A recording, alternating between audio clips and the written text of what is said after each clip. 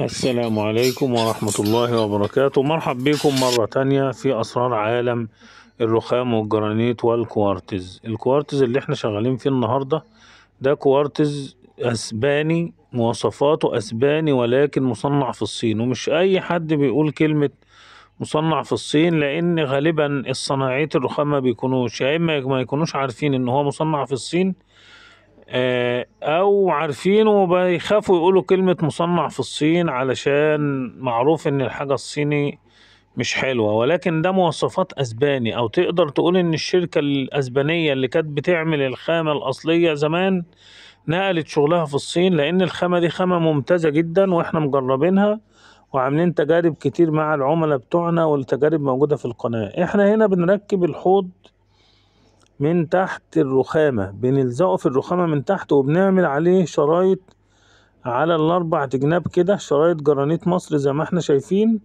وبننزل بالحوض مكانه. طبعا الحوض بيبقى واخد سيليكون عظم قوي جدا بينه وبين الرخامة الكوارتز، وبيركب عليه الاربع شرايط من الظهر، بيركبوا بالكلة الرخام، وبيتخربش لهم كويس في الرخامة الكوارتز، وبيتخربش برضو الشرايط. يعني بنعمل كل احتياطاتنا في سبيل ان الحوض ما يسربش.